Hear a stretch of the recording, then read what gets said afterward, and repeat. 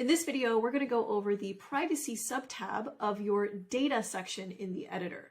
This area is where you can create custom privacy rules for who can access what data in your application. This is broken down data type by data type.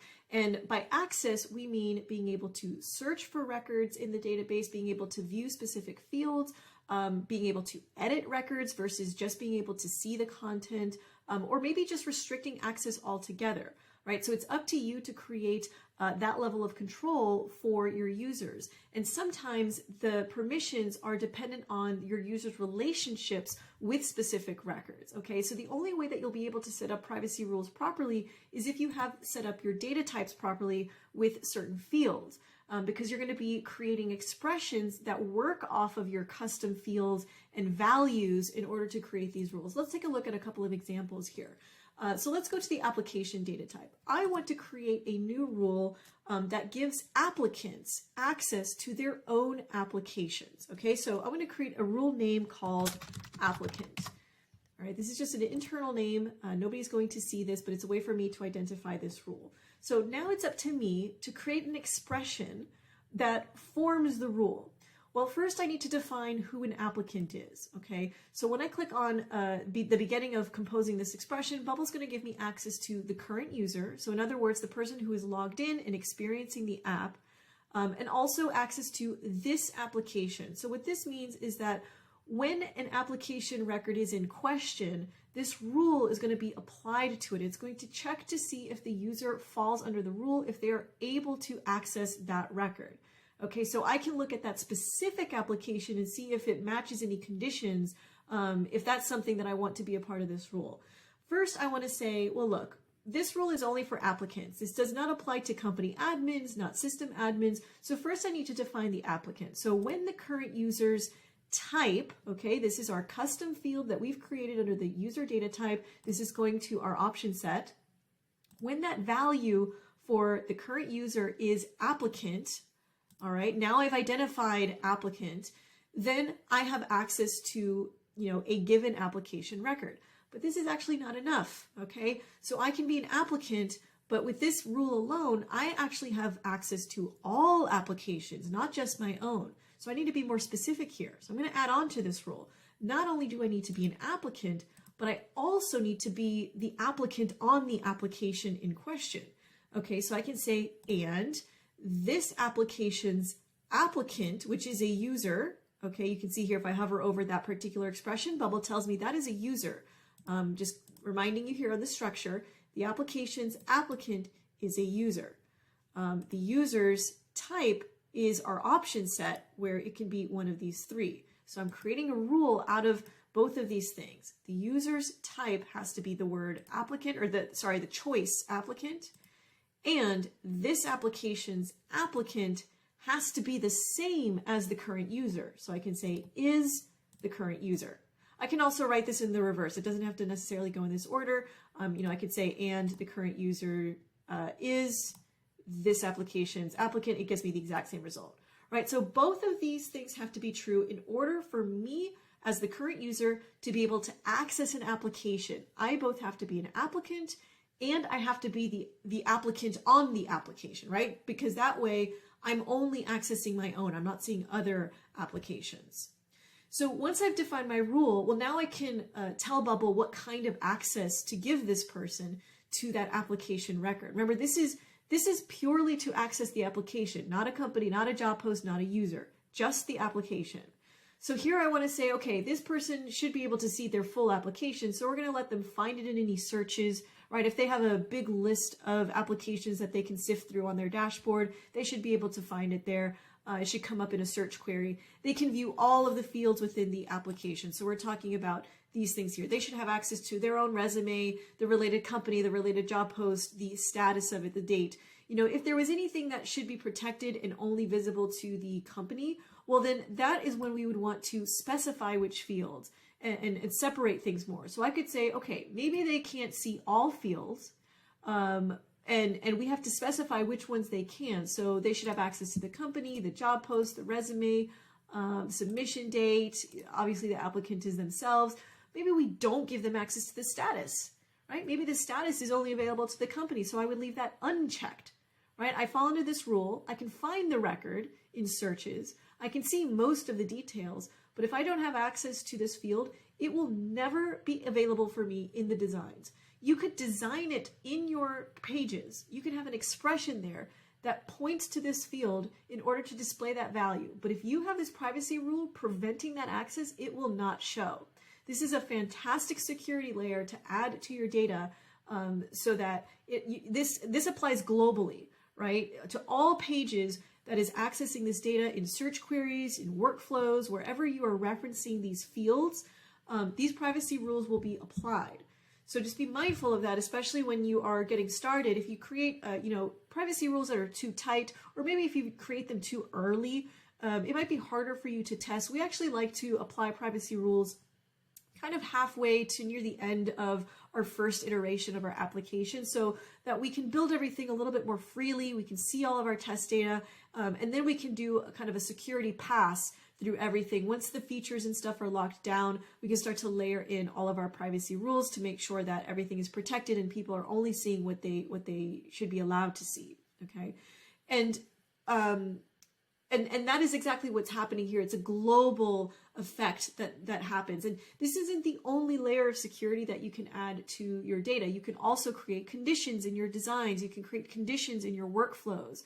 You have a lot of different strategies that you can take to prevent somebody from seeing something or doing something in your database. But this is the most global level of that. These are server-side rules that get applied, meaning if the rules don't pass, or if I should say, if the condition doesn't pass for the user, the data will not be passed to the browser, and data won't be downloaded to the client side of the application experience.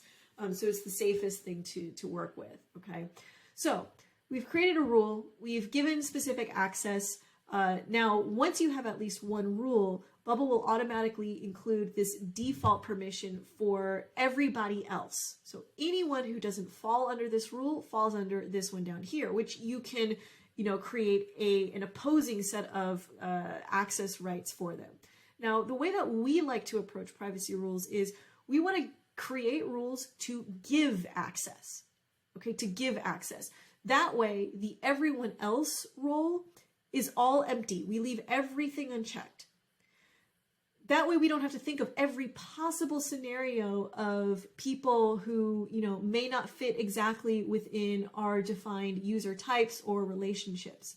But if we can think of every scenario we know for sure should be able to access the data, then we'll create a rule for them.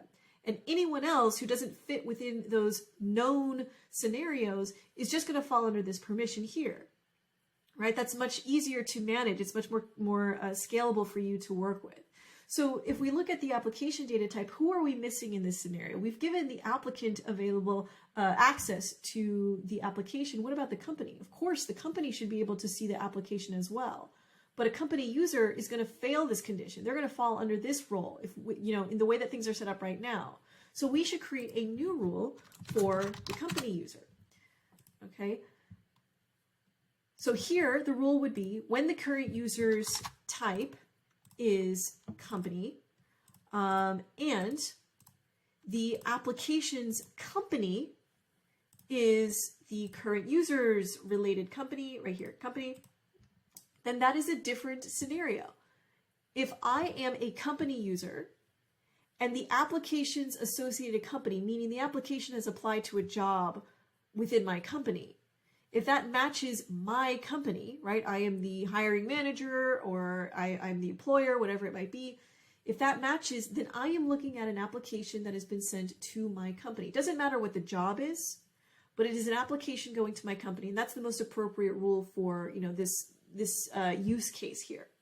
So now we have two possible user scenarios. Anyone who falls outside of this should not be able to see these applications. That would mean any applicants with applications to different companies, right? They would not see this particular application here. Any companies who are not tied to the application's company would not fall under these roles, so they would not be able to see it, right? You have to be the applicant on the company. You have to be a user tied to the company associated with that application in order to see it.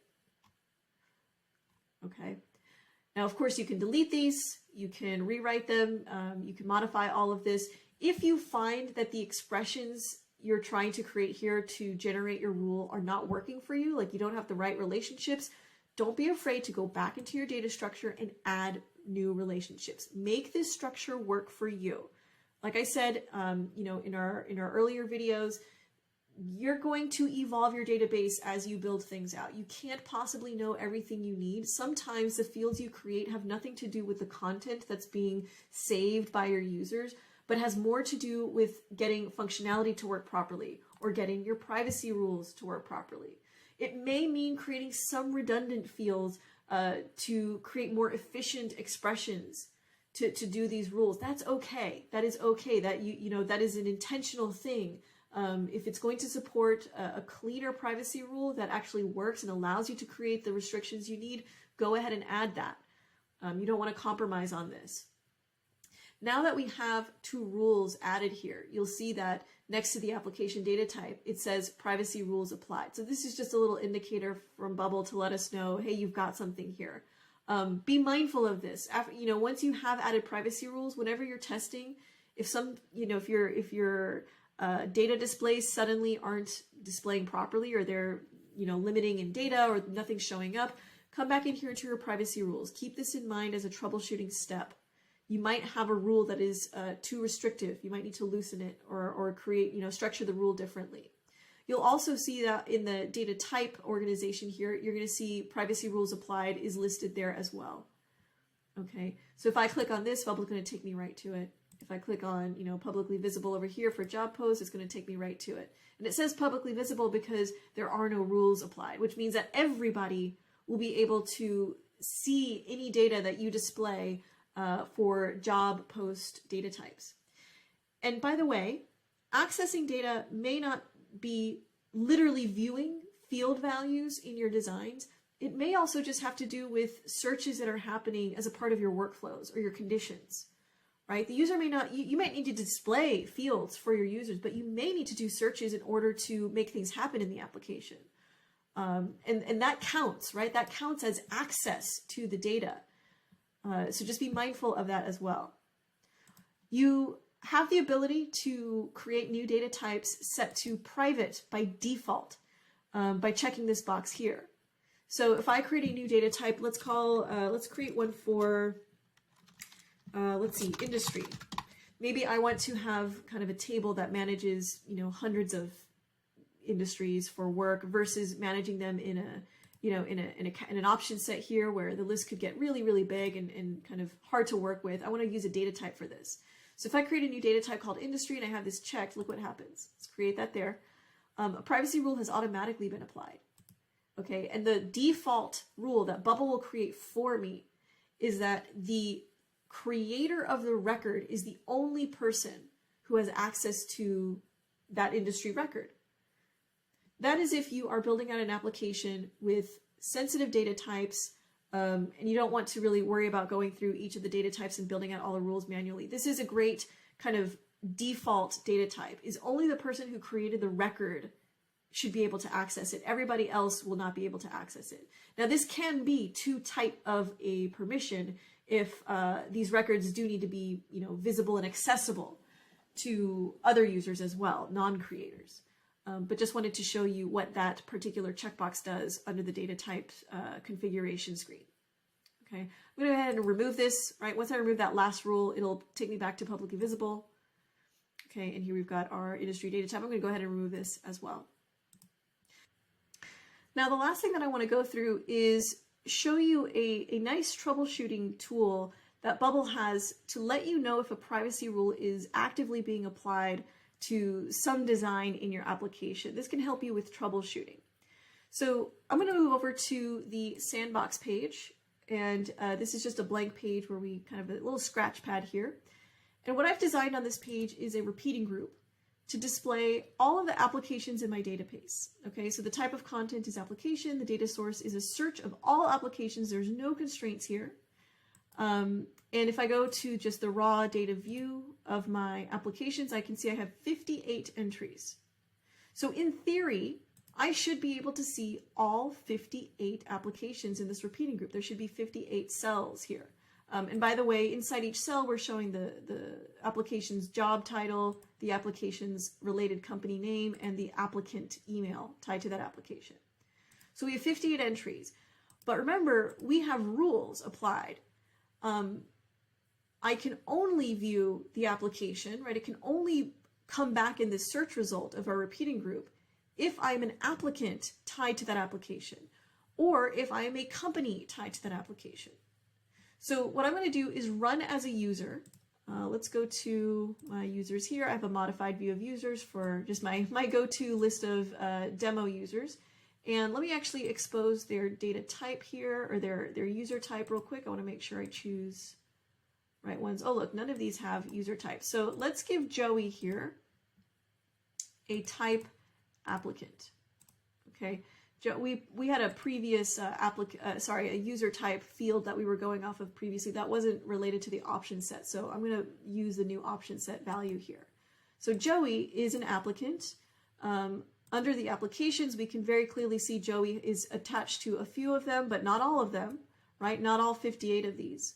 And so now I'm going to run the sandbox page here as Joey. In other words, I'm logging in as Joey so that we can see our data result here. All right. So let me do, you can see that this is obviously not 58 of them. There's only a handful there, but just to make it easier for our eyes, I'm going to add a text over to the side, and I'm just going to count up repeating groups, list of applications, count, to give us a quick calculation of that number.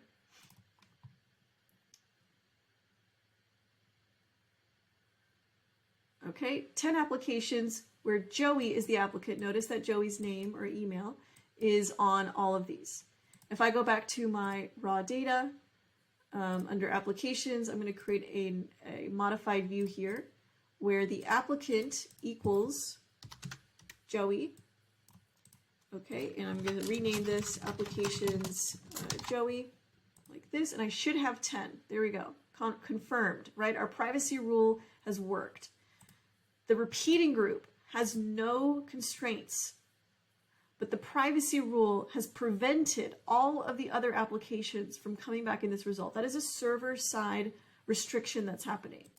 If I go to the debugger and click on inspect and just select my repeating group here, Bubble is going to tell us which fields are hidden because of privacy rules. Remember, in that privacy rule for the applicant, I did not allow all of the fields to be exposed. So Bubble is showing me, hey, by the way, some fields, if you've designed them inside of the cell, they may not show because you've hidden them from this particular user type, right?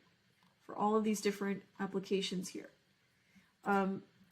If we go to the, this search here, this is actually going to the data source, so we'll see the same information there. Okay. Now, if I run as a company user, let's go to, let's see, we have applications. Let me see what a good example would be. Well, let's do City University, right? There's a handful there with different applicants. And so I just want to run as a company user tied to City University. Remember, that's my other rule. A company user tied to City University. It needs to be the same as the application. So let's find a user here. We've got Ross, and Ross needs a type. Let's set Ross to company. Remember, both of them need to work together. Ross could have just the company, like the company could be correct, but the type could not be correct. He's not going to pass that condition. He would not see that data. Or it could be the reverse, right? So now I'm going to run as Ross, and we should get a different result. Purely by being logged in as a different person, I have different rules applied. Nothing has changed about which element I'm looking at or which data source. It's the exact same data source, right? So here we have 19 applications. Now it's all with the same company that belong to Ross's company, but we have different applicants that we can see there, okay? This is the power of privacy rules, and you can be much, much more granular with this. This is a very common example, common use case, and I actually recommend you start with wider, more relaxed rules, see how that affects everything, test everything, and then restrict your rules more and more until the point that you need them, of course. From there, just kind of start with more general rules and work your way in, because that'll allow you to test more easily. You can isolate if things are not showing up properly. You can isolate them more easily and tweak, because oftentimes your rules are going to be a combination of things. Now, one more rule that we could add here is one for the system admin, right? System admin may have full control over everything. So as long as the user's type is admin, they have access to absolutely everything. They don't need to be tied to a company. They don't need to be tied to a specific applicant. Doesn't matter what the job was. They have full access so that they don't fall under this everyone else, because a system admin is not a company. A system admin is not an applicant, but we still want to give system admin full access for maybe back-end monitoring, things like that. And so this gives them full access, just one very simple expression here. Okay, so there's a lot you can do with this section in protecting your data. All right, everyone. In the next video, we're going to take a look at the File Manager tab of your data section. We'll see you there.